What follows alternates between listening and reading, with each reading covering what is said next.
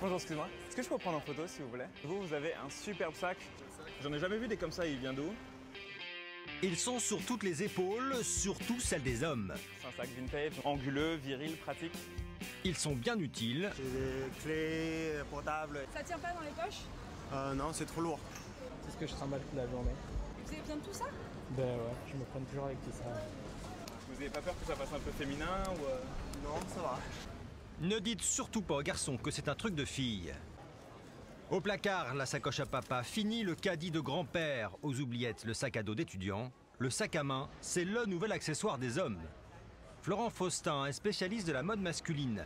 Après une matinée à observer les passants, pour lui, plus de doute, les hommes ne peuvent plus se passer de sac. C'est un truc qu'on voyait pas il y a 5 ans. C'est à la fois un accessoire de mode, mais c'est surtout très pratique. C'est une nouvelle génération de citadins qui a besoin d'avoir tout sur lui tout le temps.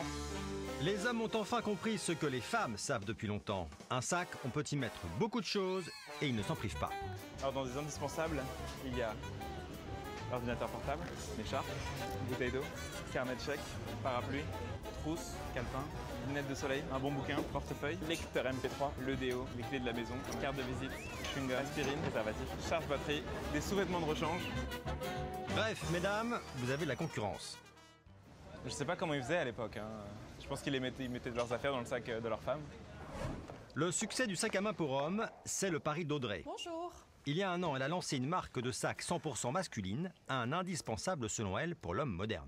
Aujourd'hui, tous les hommes ont des choses à transporter et quand on regarde le marché, il y a soit des choses très chères, soit des choses bas de gamme et on avait le sentiment qu'il n'y avait rien entre les deux.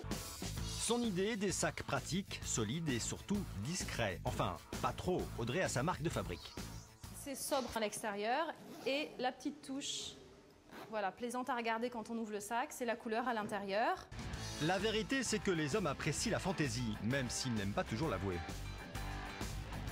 On vend à peu près 100 pièces par semaine. Le port du sac se démocratisant, on a beaucoup d'espoir sur la province. Partout en France, des magasins proposent quantité de sacs masculins. Quel sac pour quel homme? Florent nous propose 3 profils. Alors ça, c'est un bon sac pour quelqu'un qui voudrait passer au sac et qui n'assume pas encore le côté féminin. C'est quelque chose de passe-partout, donc il prend pas trop de risques. En moins, passe-partout. Ça, c'est le sac du mec qui a vraiment l'habitude de porter son sac. Il a besoin de quelque chose d'anguleux, donc bien viril, à la différence des sacs un peu plus ronds. Bien pratique avec plein de poches intérieures. C'est celui de l'homme d'affaires, comme du jeune adulte, on va dire. Et pour les plus coquets, je vais vous montrer le sac typiquement, qui est vraiment à la jonction des styles, que tout le monde n'osera pas porter parce que clairement il est un peu féminin.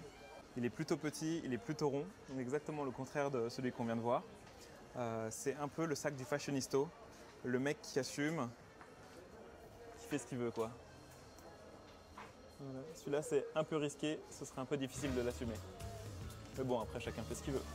désormais vous avez le choix, mais plus d'excuses pour envahir le sac de votre partenaire.